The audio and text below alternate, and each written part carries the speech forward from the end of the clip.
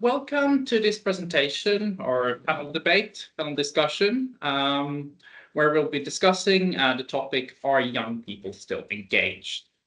Before we start, I'm just going to do a couple of kind of general information things. First, is it okay if we record or take pictures during the discussion? Yes? If there are any objections, please speak up now.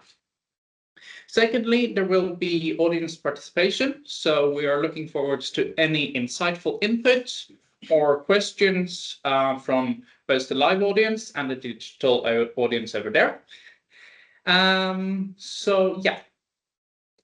Right.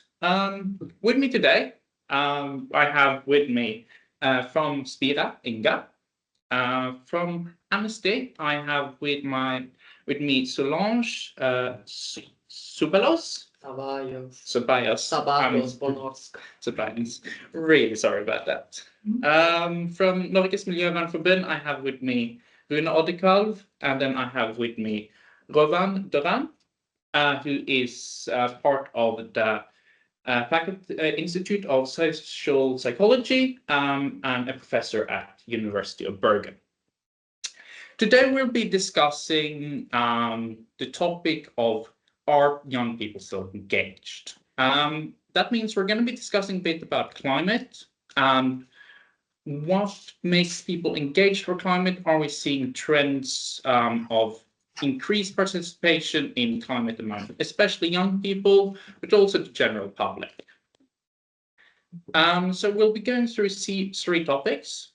First, we're going to be asking our people here in the panel discussion and also the audience whether they have any inputs on observations of trend of how is there an increase in engagement for climate, a decrease, or is it about the same as it was kind of last 3 years?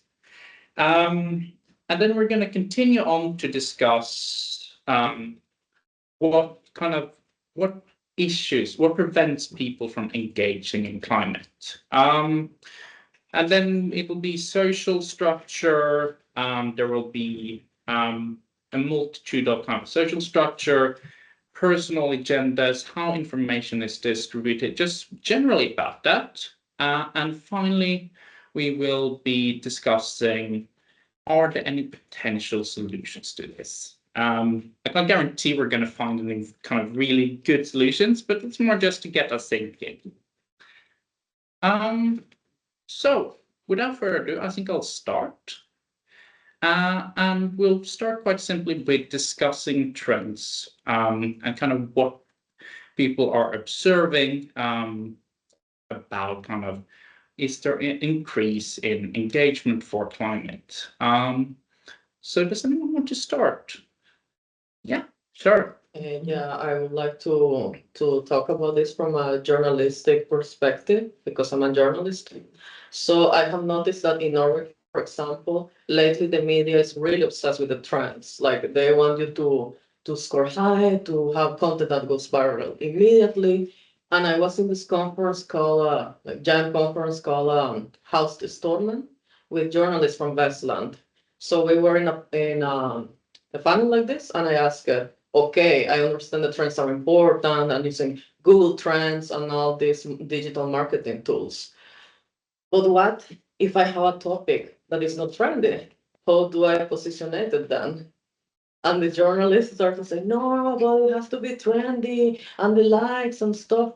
But we're journalists, not digital marketers.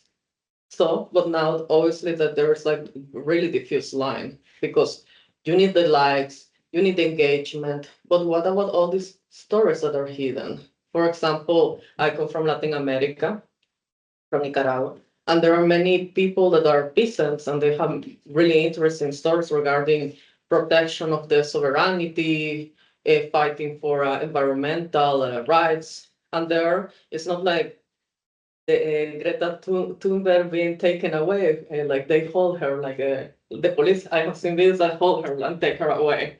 There you just get murder. They just steal your land. So how to make stories like that, or even inside Norway, how to make small stories like this that are not pretty well known. Why journalism has transitioned from having a social and now environmental responsibility with society to become just about us? That's the question I have. Well,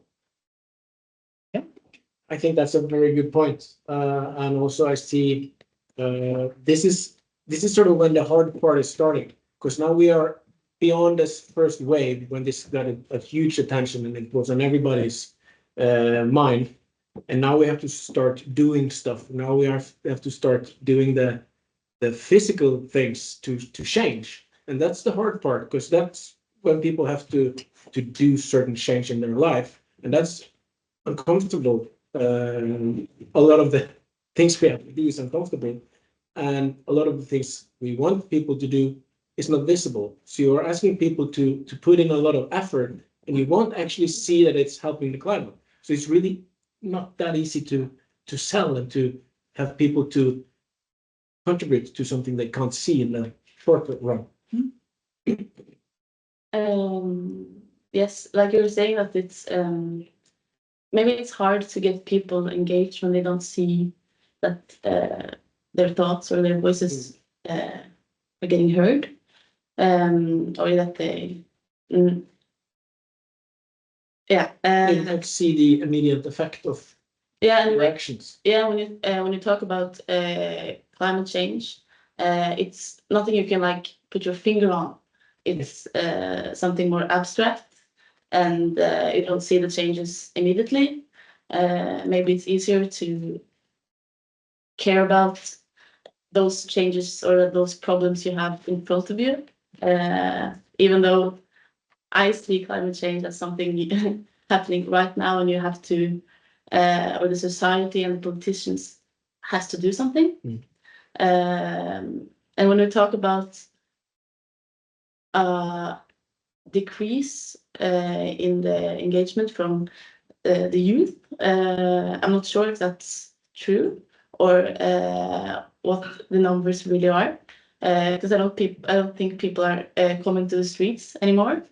We all know that you talked about Greta Thunberg, and in Norway the huge demonstration, it happened in 2019. A lot of students and pupils gathered around and in front of Stortinget and shouted climate action now. And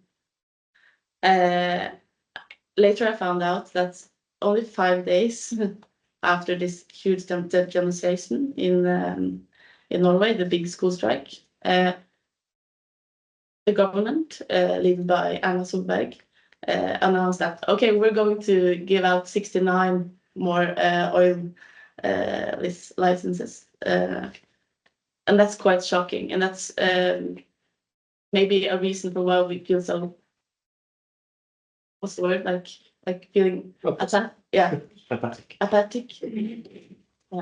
But I just want to shout or put in one more thing, that I'm in Spire, an environmental organization, and we are actually increasing. So we have more members now than we have ever had. Yeah. So it's good news for our organization, but maybe not for the world as a whole. Are they young people? Yeah, our main group is from 18 to 30. Yeah. So kind of general student category. Yeah. Are you at Amnesty UIB and at Norges Miljøvernforbund also seeing the kind of same increase in members, or There is an increase, but we also see that the movement we are looking for within the climate change, we see the movement, but it's not in where you should think that it should be. So it's more like it's easier to engage people in other environmental topics because they can see it and they can do something about it, and it's physical. And while doing the physical thing, like beach cleaning is one good example, you also get a lot of the other stuff in. So you sort of, when people do beach cleaning, they tend to think of consumption and overconsumption and how that brings climate change. So it sort of goes in the other way, but it's still a climate movement, but you would see it as something, another environmental issue, not climate change, because you can't grasp it and do something physical. But people are acting, but not on the climate part. But it's still environmental. Yeah.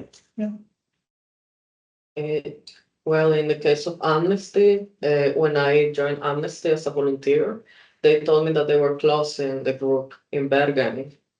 So it was really sad for me to hear those news. But then I told them, give me an opportunity and I can create a board, a new board where students will participate, become integrated. And yeah, so they gave me the chance. And now we have a new board with a group leader that is there, Jürgen. We have this leader too. And we have way more activity than before. We're trying to expand our social media too. Now we have Facebook group, Instagram, well, we had from before.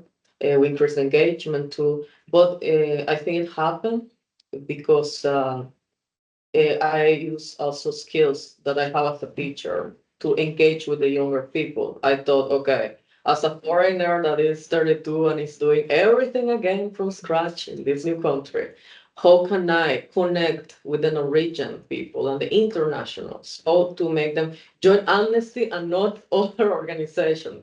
Because in the student target, there are like 50 organizations. It's really hard to compete for the attention. So I noticed that by offering flexibility, emotional support, and openness to the personalities of them, we end up like doing an amazing job, I think. What do you think, Jürgen? Wasn't ready for this. Yeah, I think we're doing great. We're trying our best. Yeah. Yeah, and it's so satisfying to see people, I mean, that is younger than 26, like, 19, for example, this president now, Astrid, she's 19, and she learned with us how to, like, guide actions in the streets. For example, we had posters about the babies and kids that have been killed in Gaza, and Astrid was the one telling us what to do. She was like, we're going here, here, here, here. Don't get distracted, guys, but in a very nice Norwegian way, of course. So I'm very proud of that. And yeah, I think it's good. We try to be a little warmer for people to engage. Yeah, I just want to follow up on what you said. You mentioned that you use beach cleaning as a tool, and I think that's a very good example of what you can do to create this kind of connection, this feedback connection. Because one problem with climate change is you cannot see it, you cannot smell it. It makes it hard to relate to it, right? Yeah. And things that are so abstract, both in time and in consequences, are very hard for us to kind of mentally represent. So it makes it very hard for us to take action. And this beach cleaning, I think it's a very good example. You could have different things as well to create kind of small feedback loops, right? So it serves the bigger picture, but you get in between the feedback. It can be, for instance, trying to have a competition to reduce your local energy usage in the neighborhood or something like this, right? You can observe it directly and you can make it more relatable to people. That's a big challenge with climate activism, at least as I see it. Yeah, that's the beauty of the beach cleaning. It's something physical, people can touch it. And when you touch it, you get the ownership to it and it sort of becomes a part of you. And you start communicating, and then it's so much easier to communicate other environmental topics like climate change or other consumption. I think it's a bit problematic to always raise like the beach cleaning and the fix your clothes or shower shorter or take out what do you call it? Close the lights, turn off the lights. Yeah, because that's all like individualistic perspective. It's like you have to change. You gotta stop this climate change. It's all on you. We in Sweden think it's more important to challenge the system and to point fingers of the power dynamics and also in a more global scale, like how the rich countries are using the other countries, countries in the global south, and that we in the global north are more responsible for the climate change. We don't see the huge environmental changes or like the climate change is here back in Norway. But I think it's a point that if you clean a beach, you can see the difference in a way. But I think maybe that's a reason for why people are engaging more, because they think, okay, is this what we're going to do to solve this climate crisis, to clean the beach? Or when are the rich multinational companies, when are they going to pay the bill and to act? I agree and disagree. Okay. Because you're right, but the way to create the bigger improvements, the way to reach the politicians is within the people. But to change the people, you need to get them to own the problem. That's what we do with the beach cleaning. It's just a form of communication. So like if we stay within the plastic pollution problem, it's a really good example, because now, since 2017, when the movement started with the whale, we are in a situation where the politicians and the industry are competing on solving the problem. That's the fastest solution to an environmental problem ever. And that is because people accept it. This is an accepted problem, and people are open for the solution.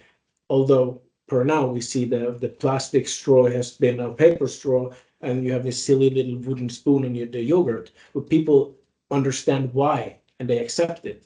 And that's a step on the ladder you're talking about, because no politician in the world will do a change that their people don't accept.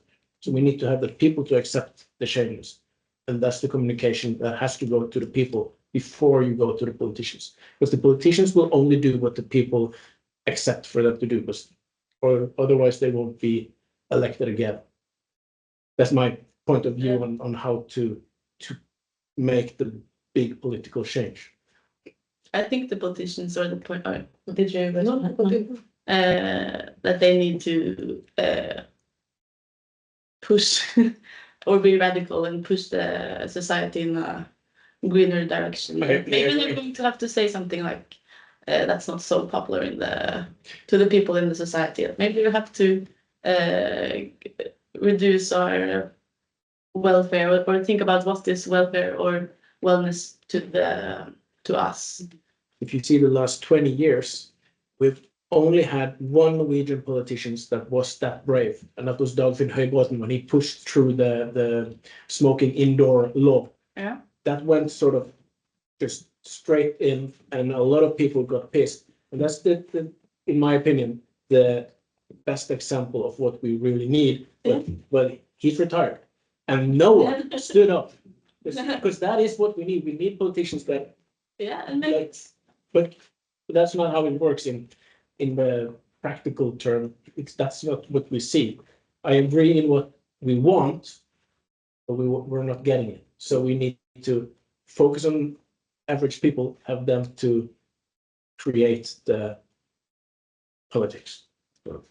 Yeah, and then that made me also remind that Amnesty, for example, had this debate in 2020 about that they should expand their responsibilities beyond human rights, not just human rights, but also about the climate change and stuff. But they were wondering how to do it without diluting their main issue, that is human rights. So right now we're in this moment that we have to become intersectional and have different disciplines working together to confront the problem, not like before that people used to be, the academics used to be more separated, I guess. For example, they made an interview to one of my professors, and he wants to make a project about salmon farming in Chile and the role of Norway. And the first question they asked him, why a professor in humanities would do something like that? Not. I think we're kind of been moving a bit outside of the kind of main topic, so I'm just going to move us back in a bit. And we've been talking about a lot of different aspects. And I think I would start back here with you again. Solange mentioned about news and trends.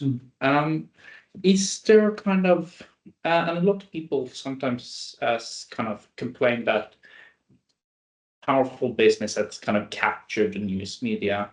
Do you see that in your research? Have you seen kind of ties to how climate is presented in the news, and also kind of how other information and kind of disinformation is presented, which kind of really impacts the kind of effect of climate and the engagement which climate gets? Yeah, I'm not a media scholar, so I cannot comment on kind of the development and what the media covers. But what I know from literature is that the type of information that you communicate is important. And one aspect that has been dominating, in particular, reporting in Norway after the IPCC special report in 2018-19, if you recall, basically it was dominated by this very kind of doomsday headlines, right? We have 12 years to go. And there, like, the science behind it is clear. It's really kind of, we're on the verge of a catastrophe and we have to act now.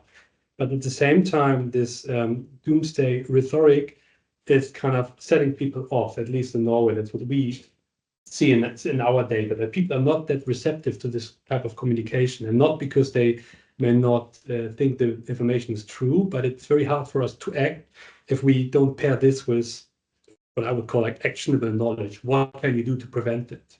And that's like an effective communication strategy that is rarely done by the media, right? The media is usually focusing on the problem as such and describing it as it is. If we don't act, then this happens.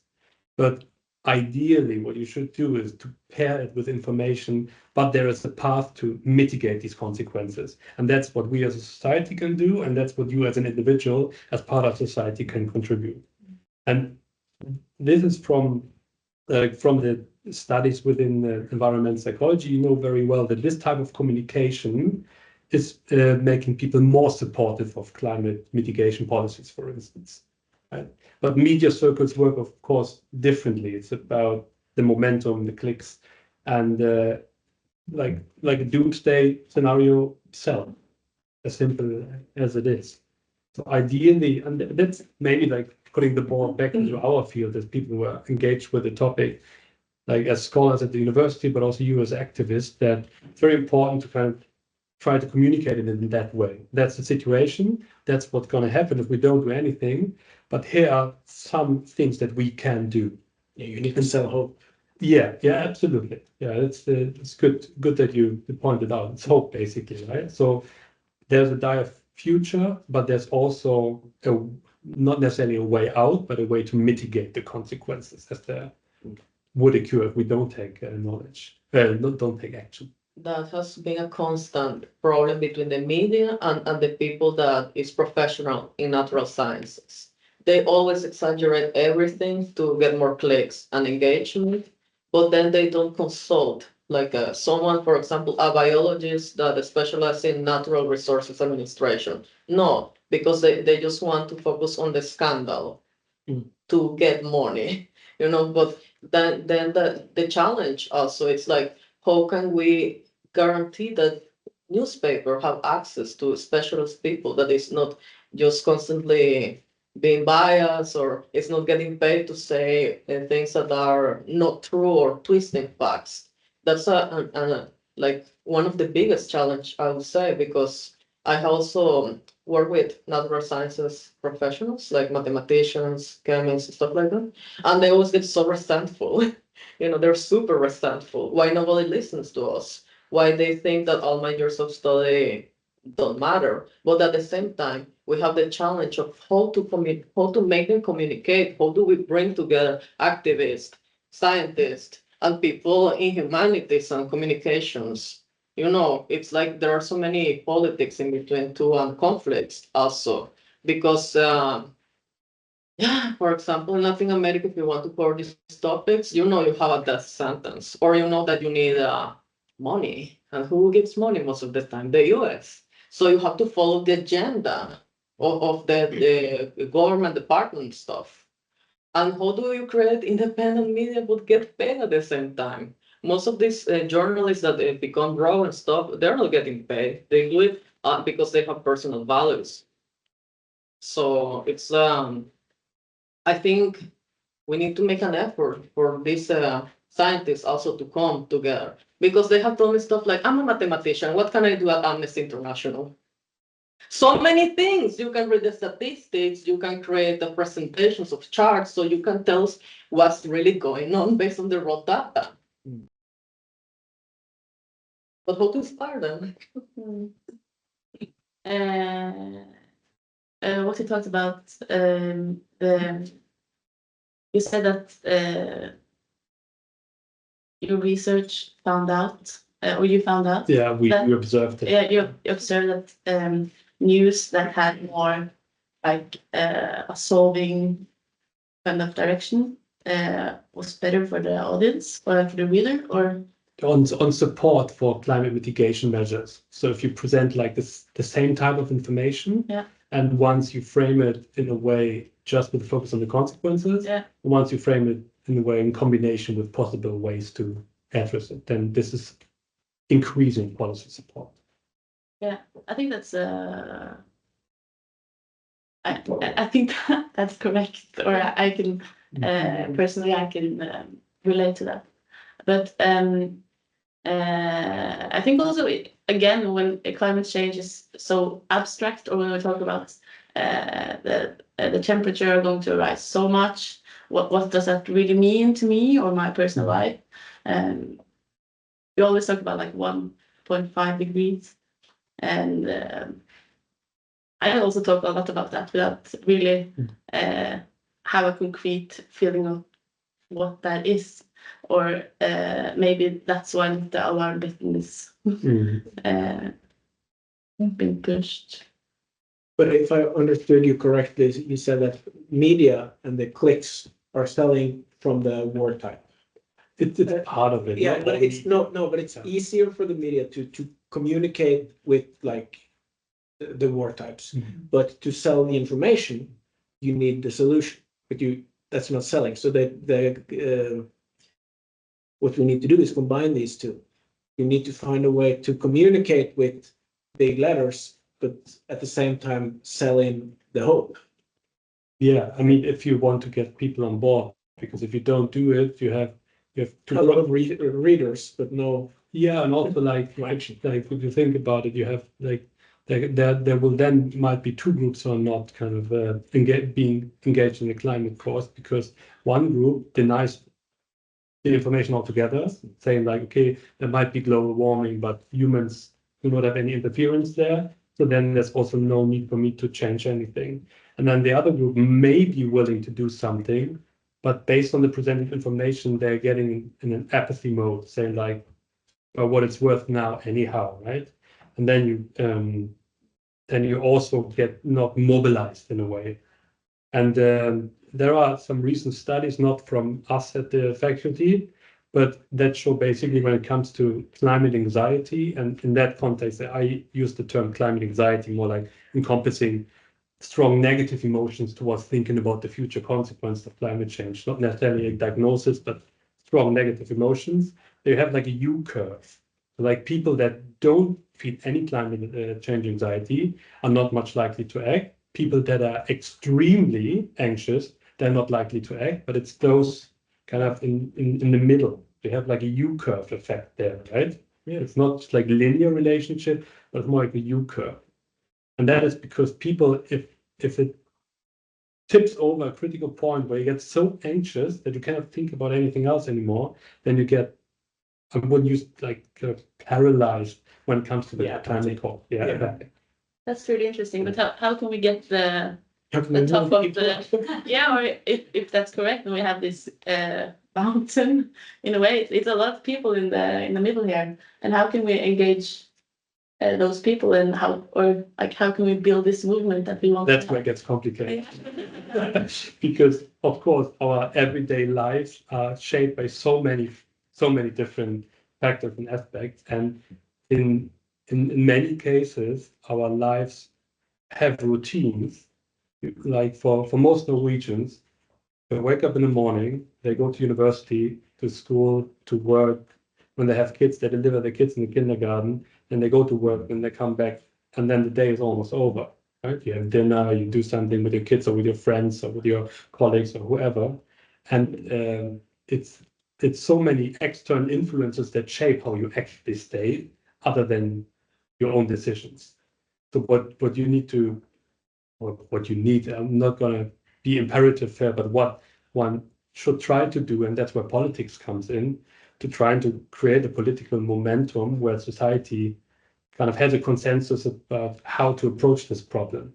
And as you said, not leaving to the individual, because when you do that, you have all these factors in each and every individual's life that might be a barrier to action.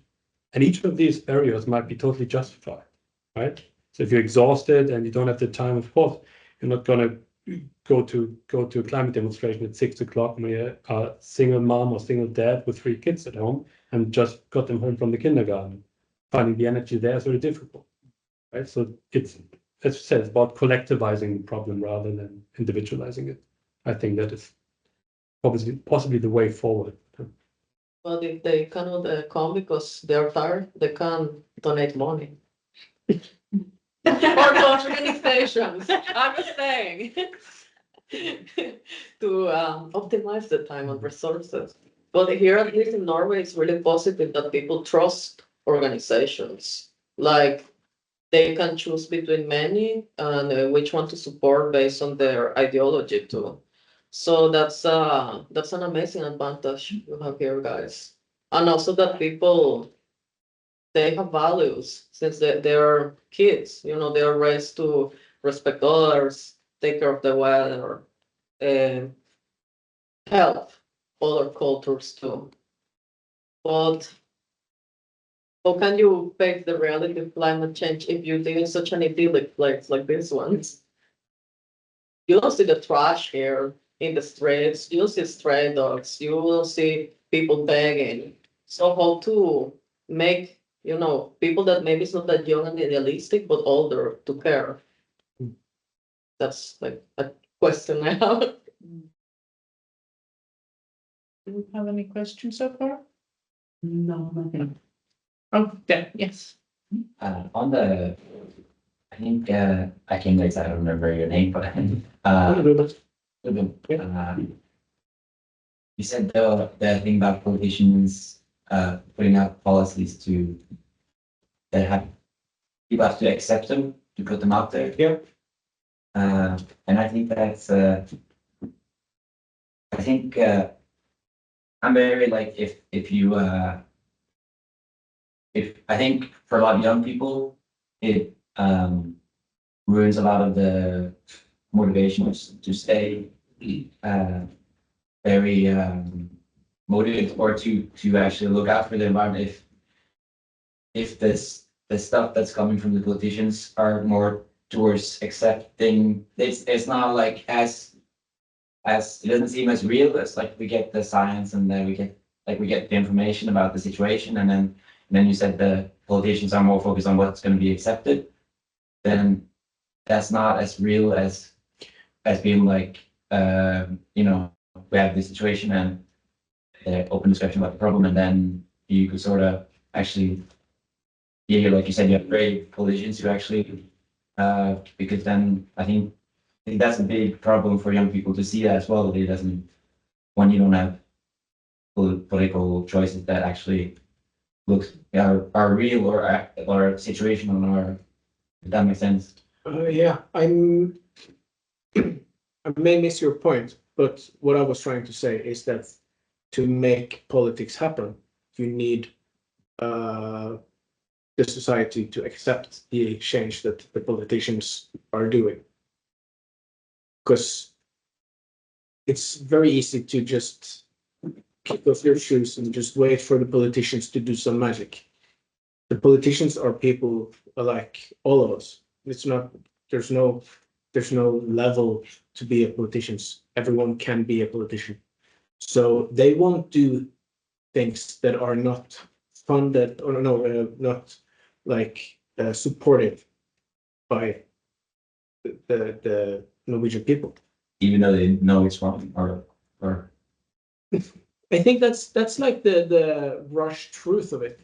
It's like we don't have a lot of politicians that will just go across the people and neglect what people think are the true or the way forward. So we need to shape the people's mind to accept the things we need the politicians to do.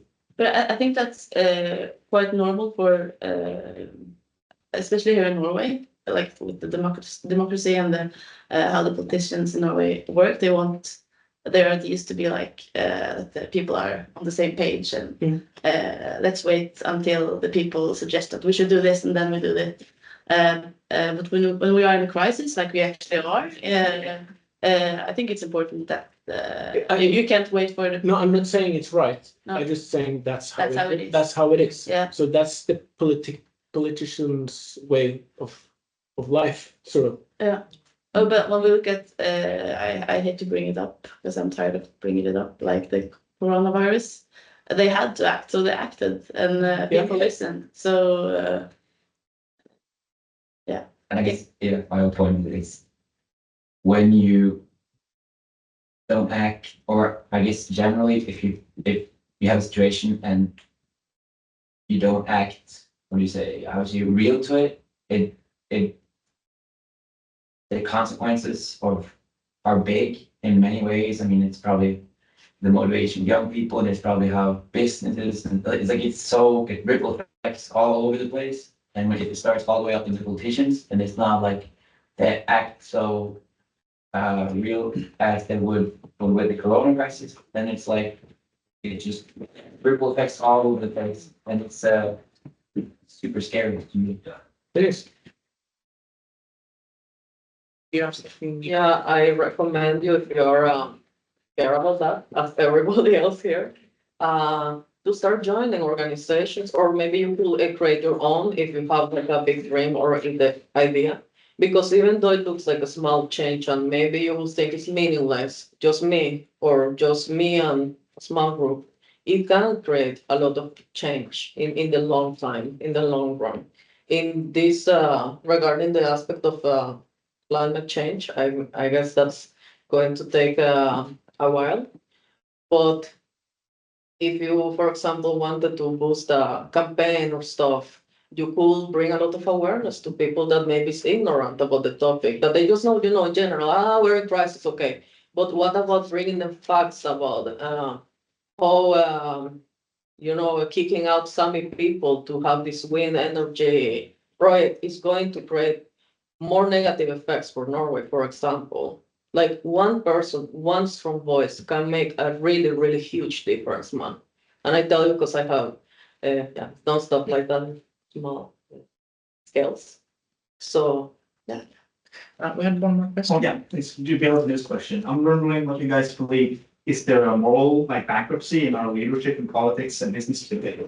Because you can see that all of them are saying basically, yeah, we're going to do something about the environment. This time we're doing it, this time we're doing it, and then nothing happens. And this is rinse repeat like every election or in every business. We're going to do something. So I'm wondering what you guys believe. Is there a moral bankruptcy in the world we live in with our leaders? They're saying one thing and doing the other, especially when you see our government said now we have to act, and then they wanted to mine underwater, and only because of international pressure we were able to stop it. But they wanted to mine underwater, even though they said we're going to do environmental stuff right now. I could answer that with just yes. Yeah. In my opinion, I'm not very impressed by any of the people sitting on in the government today. We have some small local voices, some persons standing out, which are doing a great job. But in general, I'm very disappointed of the government we have today. What about the Green Party? Do you like them? Well, they have their good parts, and they have, as every other political parties, they have their not so great parts. And I'm not sure they are the greenest party today. You brought up deep sea mining and the pressure the politicians in Norway got for making that decision, and it was also a lot because of organizations inside here in Norway, like Natur Ungdom and the Norwegian part of WWF and Spire as well, and it highlights how important it is with people taking part in organizations that are not what do you call it? Testet till ett parti. Politically attached. Yeah, Okay, thank you.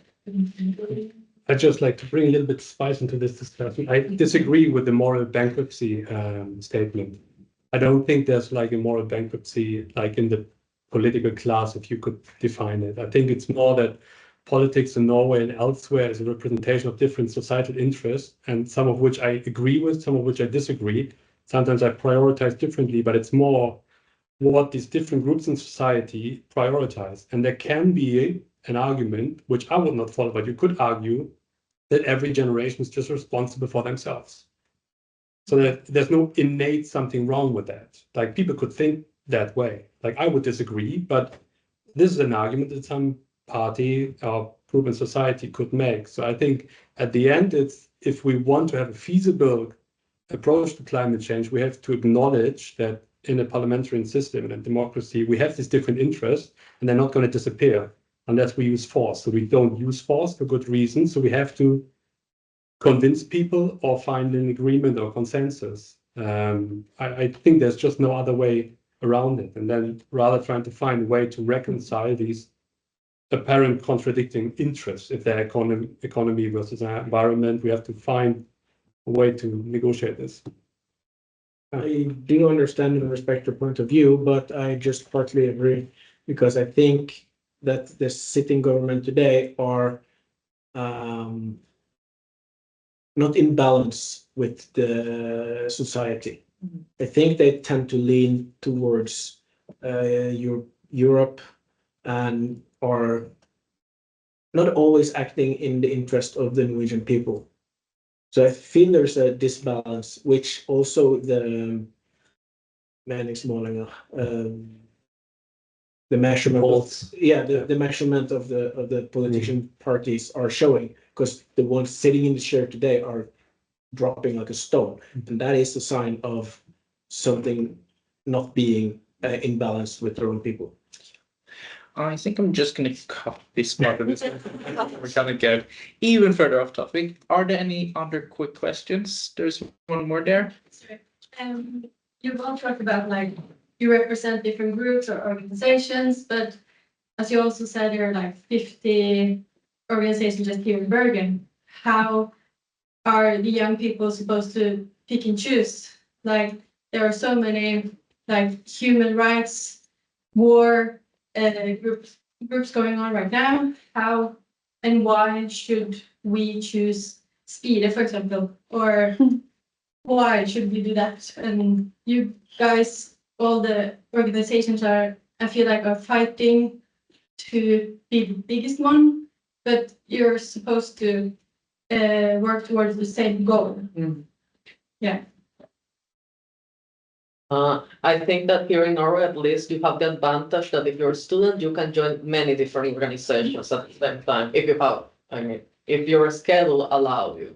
But you're right that we organizations, when I say we, I refer to that, tend to fight for the attention of the young people because, for example, Amnesty International relies a lot on the volunteers because it has a business model that they sustain on people for the people. So they really need the students or young persons to keep showing up to sustain this business model. So in the case of Norway, I have noticed that they are not aggressive about that. They are not like in the US or any other place that if you join us today for $1, you can get it. No, then they never address it, but they are experiencing economical problems, huge economical problems. So I think in the case of Amnesty, what is working for us is sharing the students. Like, it's okay, you can go to the other group. Maybe we need you today, but we can fix it with people that is already working with the organization or canceling the activity. Usually they cancel the activities. But we didn't like that, so now we're pushing through. Also because with Amnesty International, it touches so many topics related to human rights, but right now, for example, we're gonna start a campaign with the Sami people. And it's really weird that many Norwegian people don't really know about the Sami people.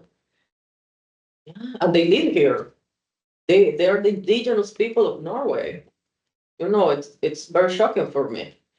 And yeah, through that, by engaging with people about the abuse towards their human rights, we're also touching other topics related to the environment. And we hope that, yeah, we can keep this work. We can share our volunteers with you guys too, but it depends on the organization, I think, on the funding they're receiving. Good. Yeah, it's not really an answer, more than more an excuse or explanation, because we are all sort of fighting to survive. And one of the ways to survive is to have people joining, have people becoming a member or giving donations. So it's not fighting among one another. It's more trying to apply your own organization in a will to survive and continue to do the work you do. But I don't think there's very many that are actively trying to sort of steal attention from one another, but it's everyone's very focused on their own organization or the everyday way of surviving for our matters at least. I think you had a good point in that we're so many student organizations in Bergen, and it's hard to choose where to engage. But at the same time, we're not so many organizations that works with climate. I think I don't know how many we are, but we definitely should collaborate more and to be a bigger and stronger movement together. But I can recommend Spira. We have a really I would say strong local chapter here in Bergen, and we meet every Tuesday and arrange different debates, and we invite people to talk about themes we find interesting.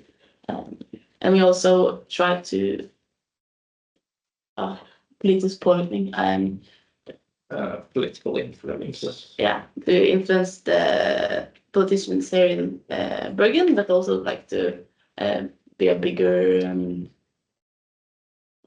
voice. Herregud. Yeah. Thank you. Do you have anything you quickly want to add to this question about kind of how to select between organizations? Based on your interest, like Yeah.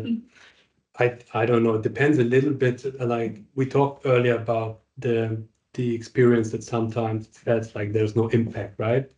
So then it could be one way, of course, to see, okay, what are my interests and where can I best apply my motivation to do something, right? And some organizations might be more disruptive with civil disobedience, and others may be more kind of working with informing people and education, right? I think that these interests should be aligned there.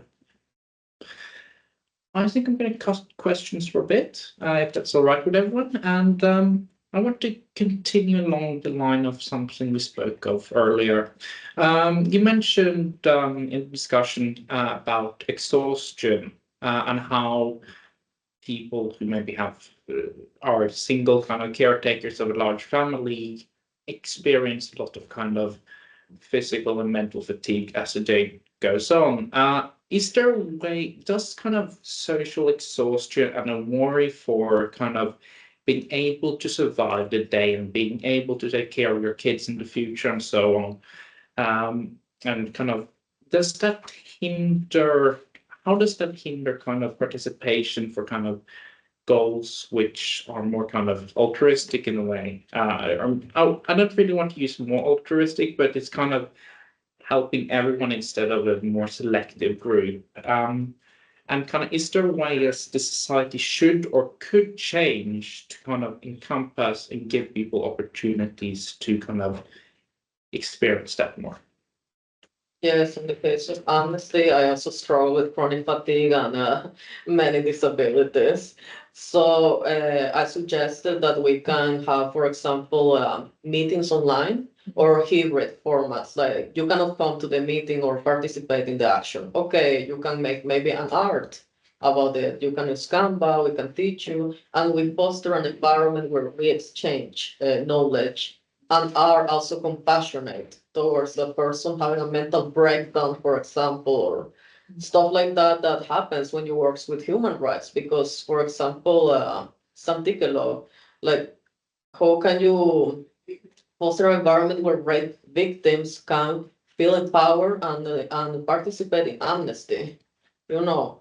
So I think you have to balance hard skills with soft skills, especially when you work with volunteers, because when I was new in Bergen, many times I had problems adapting to the culture and the weather, and people sometimes just were angry at me instead of listening that I was struggling as a foreigner, adapting to the snow, to the rain, to the lack of sun, and many times they were just plain rude. So I use those experiences also to address people here. For example, we have another volunteer that she's international, she's struggling with stuff. So I always tell her, no, just keep coming back, coming back. Or exchange students that are here just one semester. But I told them like, yeah, keep coming because it's important. It just like you're just one semester here, but you're going back to your country. So you can take the mission of amnesty with you. And now we have a volunteer that knows her, right? That is coming. You know her, Jürgen. Mhm. The Darso friend. that Yeah, is yeah, coming. of course, yeah, that's she's very nice. Yeah, from Turkey. See, we managed to create like a network that is expanding. So that's my suggestion. I think that's also one of the beauties of having that many organizations, because you can always find one that is working a way that is suitable for you in your everyday life. So if you don't have the capacity of joining somewhere, then join someone who is doing online work, or because there is a big variety of things people can do. And that's one of the beauties of being many different organizations. You can find the one that actually matches your capabilities. Could you repeat your question in short terms? Of course. I was wondering about we were mentioning exhaustion earlier and kind of mental and physical fatigue from just a Like in general? Or, just as a kind of everyday life, like as a student, for instance, you have your exams, you have your kind of courses you have to go to, maybe you have kind of something needs to go in by Friday and so on. Maybe you work on top of that to kind of earn enough money. How does all these factors kind of prevent people from maybe taking time to participate in kind of climate organizations or human rights organizations, or kind of more just work like that? And also that just kind of publicly at the elder age as well when it comes to work and caring for family.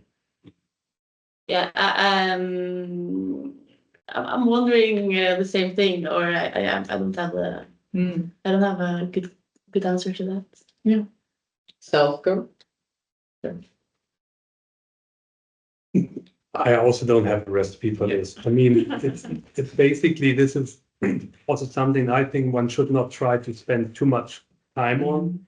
It's more about, okay, like in the bigger picture, if we go back to activism, what's the role of activism, right? And I think it's always good to think about this kind of two functions activism can have. One is to create momentum, and their disruptions can be very helpful, right? To create momentum for a case. And activism is even more important when there's no media coverage about it. It's very easy to join a demonstration with 10,000 others already there.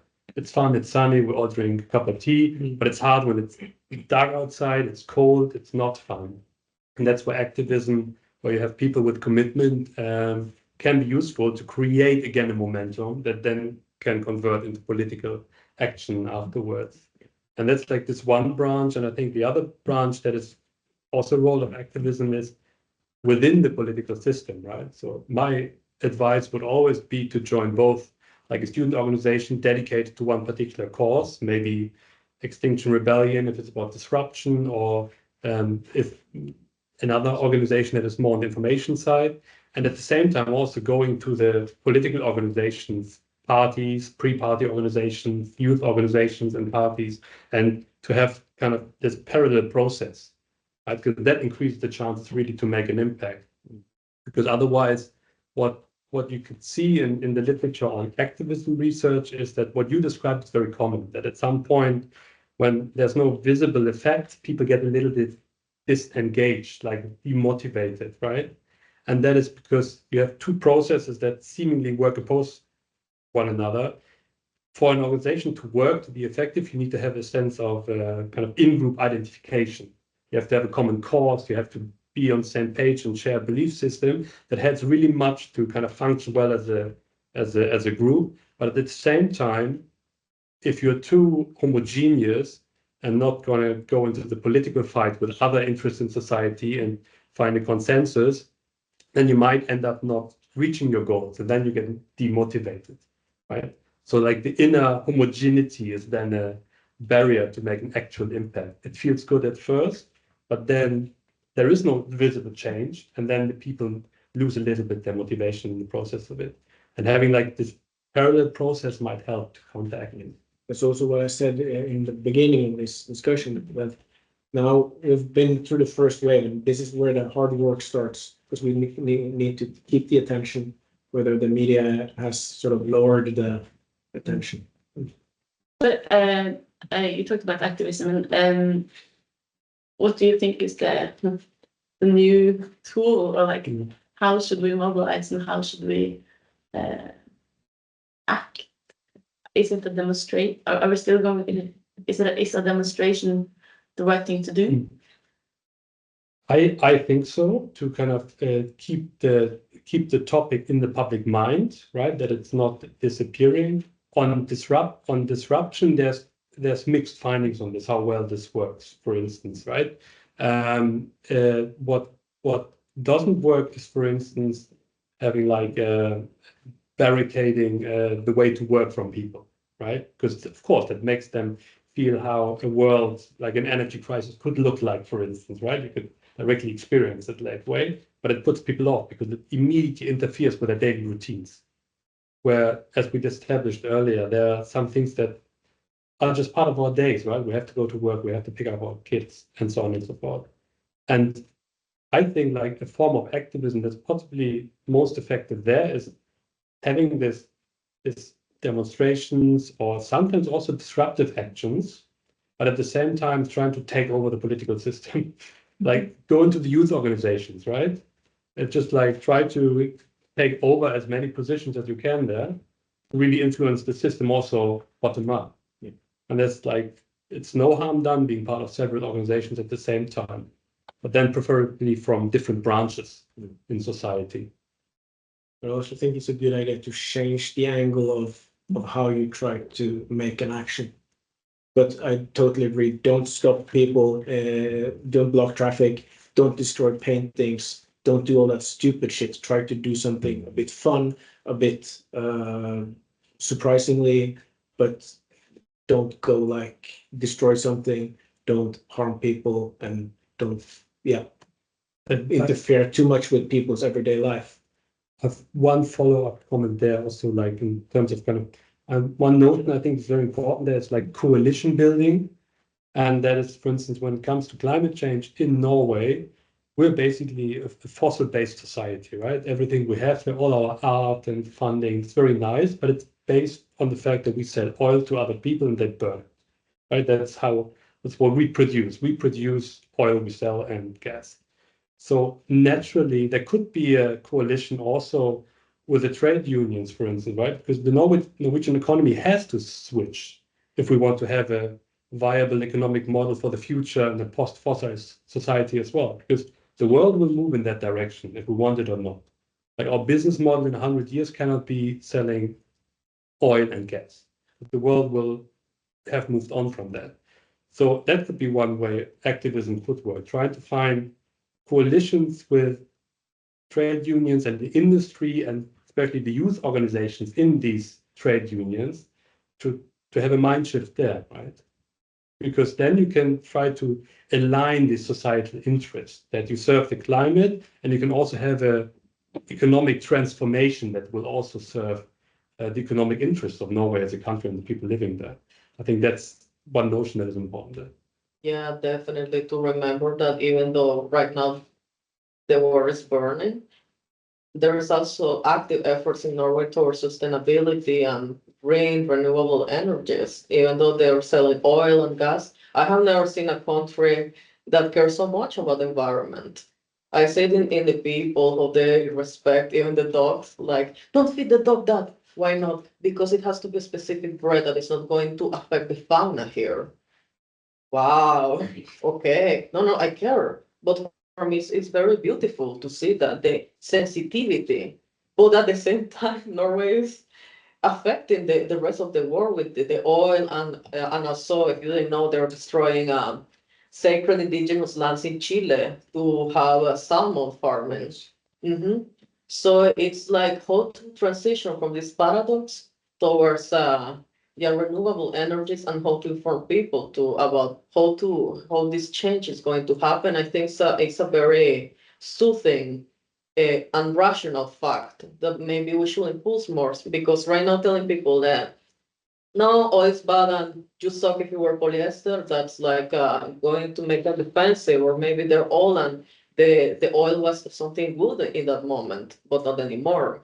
So I think yeah, to practice these transitions and address people in a way that can resonate with them instead of attacking them. Thank you. I also have a question from the online. It's from Mark Price. It's how engaged are Norwegian people compared to other countries? Is there data on this? Maybe Ruben knows something about this. Also, are Norwegians similar in concern compared to other countries, but perhaps not so willing to take to the streets? So, if I understand it correctly, it's more like Norwegians are as concerned, but not as willing as the French people to go into the streets. Yeah, that's the question. Yeah, for the first part of the question on activism, I don't have knowledge about data, so I would have to look this up. I don't know that now. But about climate worry, for instance, how concerned people are about climate change, Norway, surprisingly enough, is a country that has like a moderate level of climate change worry. There we're kind of comparable other countries in the world, but when it comes to climate skepticism, surprisingly, we're in the top group together with the States and the UK, among others. That we have a relatively high proportion of the population who at least think that climate change, even though it's happening, humans do not have anything to do with that. And that's, according to the Norwegian Citizen Panel, it's about 20%, a little bit more than 20%. And that surprised us when we saw it in the panel, and it's quite stable. So there's a large proportion of climate skeptics in Norway, and that is unusually high compared to other European countries, with the exception of the UK. You said 20%? Yes. 1 out of Yeah, 5? around 20%, a little bit higher, depending on the year where we serve it. But those people think climate change is at least not something that humans have much to do with. And the age group? Across the population. I don't think it's strange. Is it because we don't see it that much? I think it's because we don't see it that much and we are fossil fueled. That's what runs the entire society. So the effects of us reducing oil consumption and distribution would be massive because we have such a high level of income from that industry that the effect would be so dramatic. So we would feel it more than a lot of others. But Together with that, we don't see it like we don't have like, yeah, the extreme temperatures or whatever. I also think the oil part is a big part of like a national identity, right? Something that we are very proud of in a way, and that hasn't changed for a lot of people, and that could be something to do with that also. Maybe. Yeah, that's one of the common explanation that is put forward to them, because I mean, we as humans, we have problems reconciling dissonant thoughts when we think about Norway. At the same time as we're very skeptic when it comes to climate change, we rank typically very high when it comes to kind of how much we value the protection of nature, right? There we typically rank comparatively high in an international scale. And of course, being, as you say, a fossil economy, and then by this contributing to climate change, and then having these environmental attitudes at the same time that are very high, they have to be reconciled. And one way is to discount the fact that humans have interference in climate change. That helps us kind of re-establishing the balance again to make us feel better. But on the positive note, it's also a lot of people, most people in Norway acknowledge the fact that mankind is largely responsible in driving climate change as we observe it now. And at the same time, I think a lot of people in Norway are willing to do something for a better climate. So it's, I think it's interesting that we have such a huge percentage that doesn't believe in climate change, or like that it's human. You could turn it around. 80% is on the right side. That's good. We had one more question, which and then I think I'll give you kind of some time to answer that, and then a tiny bit of time to just final statements, as we're kind of dragging out there a bit. So please ask your question first. I was wondering, do you guys also think maybe it's because Norwegians often aren't that good at school, like especially in math and stuff, and we have very low rates of people in STEM, so people simply doesn't. In STEM degrees, we have more people study humanities and social sciences than we need in STEM. STEM is one of the very bad in STEM degrees in Norway compared to other countries. So do you think it's because many of us aren't doing well enough in school, or the school system isn't good enough for us to have the knowledge to be able to believe in science? That's interesting. Did you know that Norway is an example around the whole world of the best educational system? It is, really. It's not advertising. Still really bad. If you're doing bad, guys, what are we doing? We're right out of the world. But really, it was interesting when you were also commenting about Norwegians having this identity related to the oil, because it makes me think it stems maybe from a poverty trauma, because before Norway was not a rich country, right, until they found the oil. And now they associate this image to themselves. So for me, it sounds like that they're afraid of the change because it will affect their economy, but not because they want to look rich, but because it's really scary also to live here, considering that what if they don't have electricity for the winter? Or what if something happens? At least like in my country, that is a tropical land, you can be poor, but then, the ladies freeze to death. That's true. The ladies selling fruits in the street, or if you're like, people who come to you and be like, what's wrong with you? Oh, do you want this bread? There's always food. So I think that's the biggest challenge as well. Like how Norwegians will overcome this idea of having everything with oil, to find another way of having everything and being independent from the rest of the craziness that's going on in the. But yeah, it would be. Sorry. Is that kind of a follow-up question? No, it's like the last question. Yeah. B. I think we'll just cut it there and then so we can wrap it up. But I'm sure. I just wanted to ask what gives them hope. Just wanted to ask them all what gives them hope. We will have hope. That's So all. that the students can know what gives hope, what keeps you going. The young people, because to be honest, when you're young, you have more energy. I remember myself when I was 20 coming to forums about environmental stuff, screaming, no, this is all wrong, and also doing stuff without any money. So I think young people always brings you back the hope. And also when I say that in Norwegian, we more have hope, it's something a Norwegian guy told me with Amnesty, because we were in a protest supporting the Iranian people. And in Iran, women don't have rights, basically. So I asked him the same question. What brings you here, Marcus? And he said that we must have hope. We must have hope that the future can change, that we can make things better. And to young people, like, use all the energy, every time you have, because when you reach 30, you're gonna be super bored.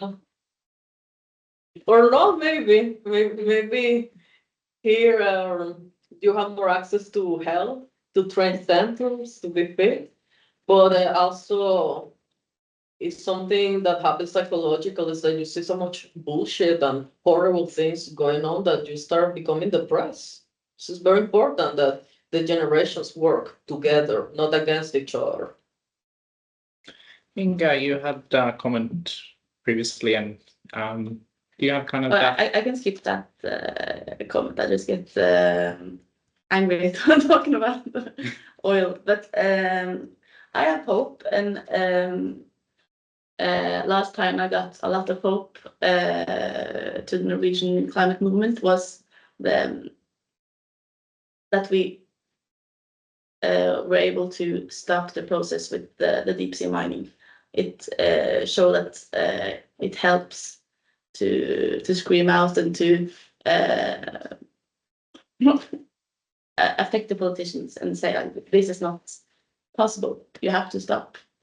Yeah, and I disagree with the fact that people of Norway associate themselves with oil that we're so proud of it. I think we're finally on a better discourse, and people are imagine like that we're going to end it someday, but we are disagreeing on that. I think people in Norway in general identify more with nature than oil. Just for that to be said. To your question, which is the best question here today. There's not like a short answer.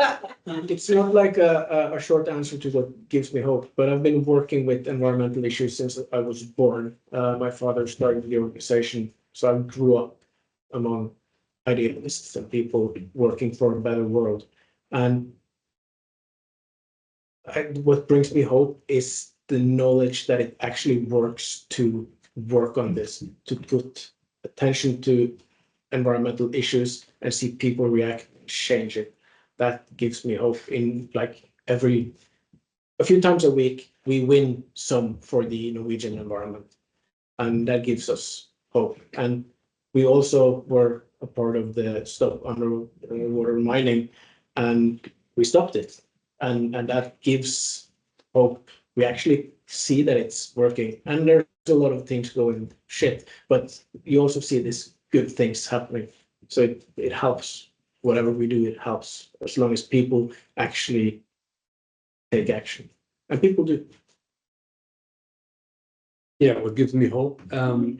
First, like from a data perspective, when we look at Norway, we see a kind of a constant worry or concern about climate change, right? So it's not declining, but that's good. That we have support in large parts of society that climate change is something they're worried about. And also what gives me hope there is that sometimes it's pointed out that there's a generational conflict, the young versus the old, and that can be very hard to solve, because then there really can be conflicting interests, but we don't see that in the data. That when you control for education and other demographics, then there's no generational divide in support for climate action, at least in Norway. And when it comes to putting this into action, my hope would always be that even okay, if I paint like a very dark picture, right? So climate change is proceeding at its current speed, it's just mitigated a little bit. But what if we, by our actions, just make life a little bit better on the way there? So even like there's this very nice comic where I forgot the name of the artist, but it basically said the guy standing up at a conference and like, hey, but what if we created a better world from nothing? Yeah, and I think that sums it up as like very nice. To do something against climate change is usually, not always, also associated with co-benefits in cities. Makes the city's air clean, makes it better to swim in the rivers, and also makes our life just like better also in the short term by tackling the long-term issue of climate change. So that gives me hope that this will keep people going. I don't think I can find a better point to end it on than hope. So I think we'll end the discussion there.